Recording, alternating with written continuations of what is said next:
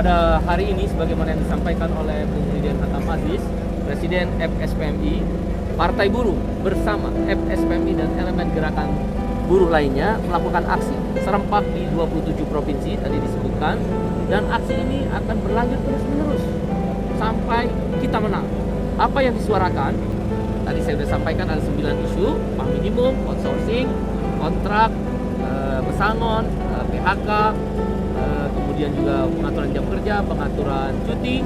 Yang ke-8 adalah tentang tenaga kerja asing, dan yang ke-9 adalah sanksi pidana. Kami meminta DPR menolak isi Perpu nomor 2 tahun 2022 terkait dengan Omnibus Law Cipta Kerja. Partai Buruh berkomitmen untuk memastikan tidak ada rakyat yang dijadikan budak modern slavery atau outsourcing atau precarious oleh negara. Karena dalam Perpu negara menjadikan dirinya sebagai agen outsourcing. Boleh outsourcing yang mana pekerjaannya, tidak boleh outsourcing yang mana pekerjaannya. Itu berarti negara menempatkan diri secara konstitusional sebagai agen outsourcing. Partai Buruh akan mengorganisir pemogokan, dan itu juga bagi kaum tani, mereka dirasakan ada 3 hal. 1, bank tanah yang mengakibatkan korporasi mudah mengambil tanah rakyat. Yang kedua, ketika masa panen, pada Undang-Undang yang lama nomor 19 tahun 2013, itu tidak boleh mengimpor beras, daging, garam, dan lain sebagainya.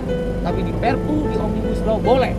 Pada saat panen ada impor beras, impor daging, impor garam, dan lain sebagainya. Sanksi juga dihapuskan. Pemogokan besar-besaran akan dilakukan oleh Partai Buruh melawan Omnibus Law Cipta Kerja, baik dalam bentuk Perpu maupun yang rencananya akan disahkan dalam undang-undang. Mosi tidak percaya kepada DPR akan terus dikembangkan. Kampanye-kampanye akan dilakukan untuk menghukum partai-partai politik yang mengesahkan Omnibus Law Undang-Undang Cipta Kerja berasal dari Perpu yang sudah diserahkan. Yang kedua, RUU Kesehatan, yaitu Partai Buruh bersama IDI, Serikat Buruh bersama IDI, Serikat Petani bersama IDI, dan organisasi bidan dan perawat.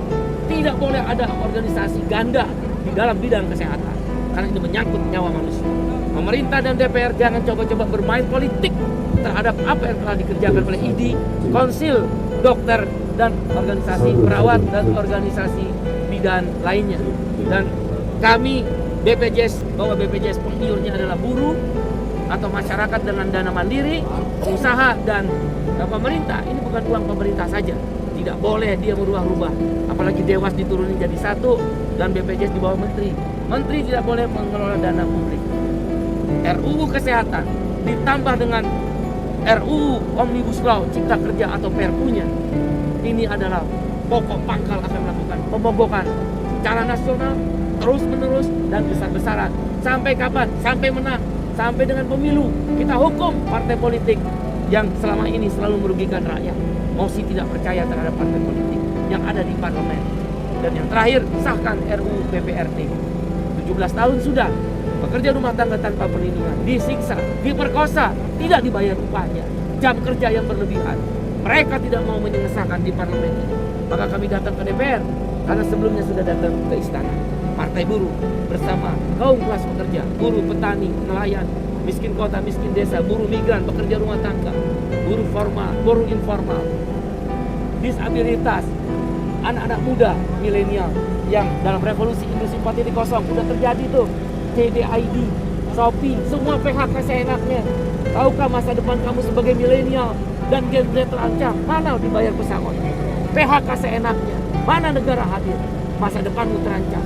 Maka Partai Buruh bersama akan melindungi pekerja-pekerja digital ekonomi. Demikian, terima kasih. Sampai jumpa kawan-kawan. Makasih.